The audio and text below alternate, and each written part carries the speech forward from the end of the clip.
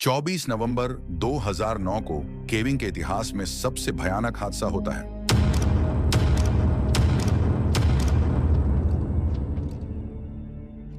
Caving यानी कि गुफा की खोज करना, यह एक ऐसा खेल है जहां पर सांस लेने की भी जगह नहीं होती। इसी तंग गुफा में घिस घिस कर उसकी खोज करना, और यही चीज 26 साल के जॉन जोन्स अमेरिका के उटा शहर में नटी पुटी गुफा में करने वाले थे। लेकिन जॉन को जरा भी अंदाजा नहीं था कि वो अपनी ही कब्र में खुद को ही दफनाने वाला था। 24 नवंबर के दिन रात के 8 बजे जॉन और उसका भाई जोश और उनके साथ 10 और मेंबर्स का एक ग्रुप नट नाम की गुफा को एक्सप्लोर करना शुरू कर देते हैं। पहले का 1 घंटा तो बहुत ही मजेदार रहा। गुफा के अंदर की सबसे बड़ी जगह बिग स्लाइड का उन्होंने पता लगाया। ये तो इतना आसान था कि उनके बीच तो बहस होने लगी कि सबसे पहले यहाँ पे कौन पहुंचा। इसी वजह से वह एक दूसरे को चैलेंज करते हैं गुफा की सबसे खतरनाक जगह जाने के लिए, यानी कि बर्थ कनाल। बर्थ कनाल इतनी तंग जगह थी कि बहुत ही कम लोग वहां पे फिट हो पाते थे। सबसे आगे जॉन था, उसके पीछे उसका भाई जॉश और ग्रुप के बाकी मेंबर्स थे। एक के बाद एक वह बर्थ कनल में जाना शुरू कर देते हैं। थोड़ा आगे जाते ही गुफा 2 दिशा में बढ़ जाती है और जॉन जोश में लेफ्ट वाली गुफा में चला जाता है। हालांकि जॉन को नहीं पता था कि जिस गुफा में वह जा रहा है वह बर्थ कनाल नहीं, बल्कि एक ऐसी जगह थी जहां पे इससे पहले कोई गया ही नहीं था। जैसे जैसे वो आगे बढ़ रहा था, गुफा का आकार और भी छोटा हो रहा था। उसको अपने हाथ चलाने के लिए, अपने पैर चलाने के लिए जगह ही नहीं मिल रही थी। जॉन को पता लग गया था कि वह बहुत ही बड़ी मुश्किल में फंस गया है। उसको जल्द से जल्द पीछे घूमने के लिए जगह चाहिए थी। आखिर में वह कॉक स्क्रू नाम की जगह पे पहुंच जाता है, जहां पे सिर्फ छोटे और फ्लेक्सिबल लोग ही पहुंच पाते हैं। हालांकि कुछ साल पहले एक 16 साल का बच्चा इसी जगह पर फंस गया, लेकिन वो सिर्फ 5 फुट 7 इंच का था। इसके बावजूद उसको निकलने में कुल 14 घंटे लग गए। लेकिन जॉन तो 6 फीट का था। जब वह सांस लेने की कोशिश भी करता तब छाती फूलने की जगह ही नहीं थी।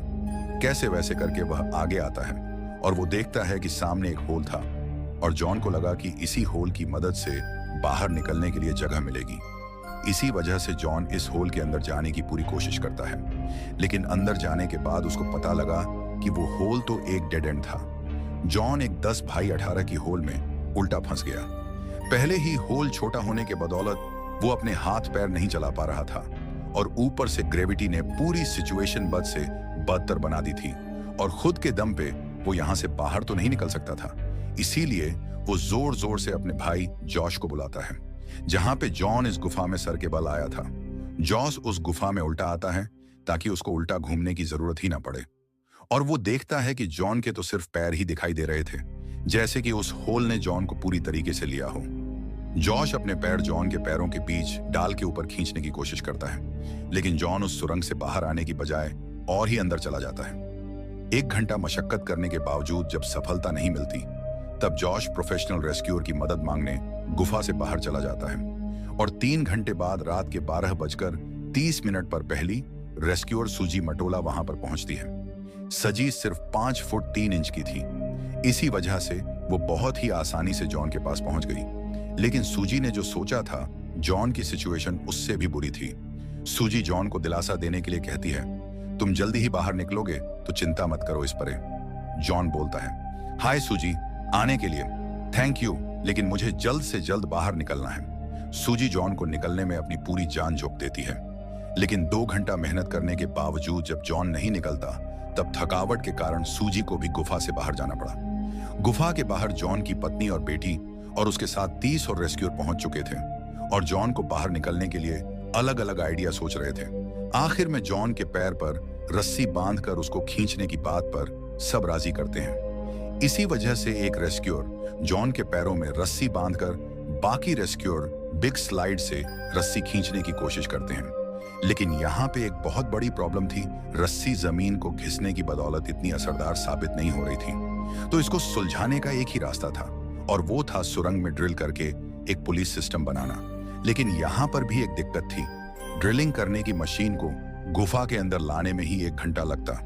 उसके बाद ड्रिलिंग करके पुलिस सिस्टम बनाने में कई घंटे लग सकते थे, और जॉन के पास ज्यादा समय नहीं था, क्योंकि जो रेस्क्यूअर जॉन को बचाने आए थे उनमें से ही एक डॉक्टर था, और उस डॉक्टर का कहना था कि जॉन सर के बल होने के कारण उसके शरीर का सारा खून उल्टा घूम के उसके सर और लंग्स में जा रहा था और हमारी बॉडी इस परिस्थिति के लिए नहीं बनी थी और जॉन को जल्द से जल्द नहीं निकाला तो कार्डियक अरेस्ट की वजह से उसकी जान जा सकती थी। इसी वजह से रेस्क्यूअर बिना कोई समय बर्बाद किए जॉन को बाहर निकलने में जुट जाते हैं। कुछ मिनट मशक्कत करने के बाद रेस्क्यूअर जॉन को उतना ऊपर लाते हैं जहां से वह जॉन का चेहरा देख सके और रेस्क्यूअर का कहना था कि जॉन की आंखें और मुंह लाल पड़ चुका था, लेकिन वो अभी भी ठीक था।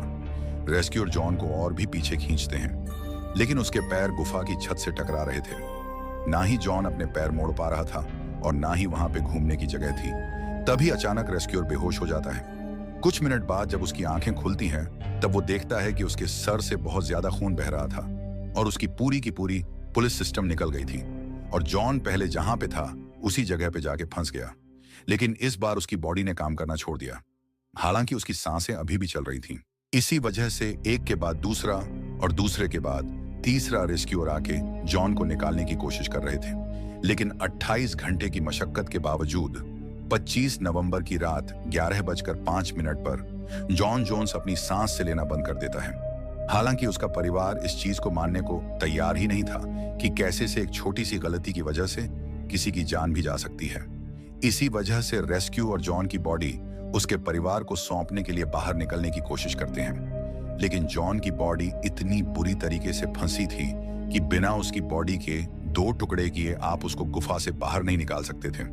इसी वजह से रेस्क्यू टीम तय करती है कि जॉन की डेड बॉडी उस गुफा के बाहर ना निकाली जाए और इस भयानक दुर्घटना के बाद पूरी की पूरी नटी पट्टी गुफा को सीमेंट से सील कर दिया गया ताकि ऐसी दुर्घटना वापस ना हो। और आज भी जॉन जोन्स की डेड बॉडी उस गुफा में दफन है।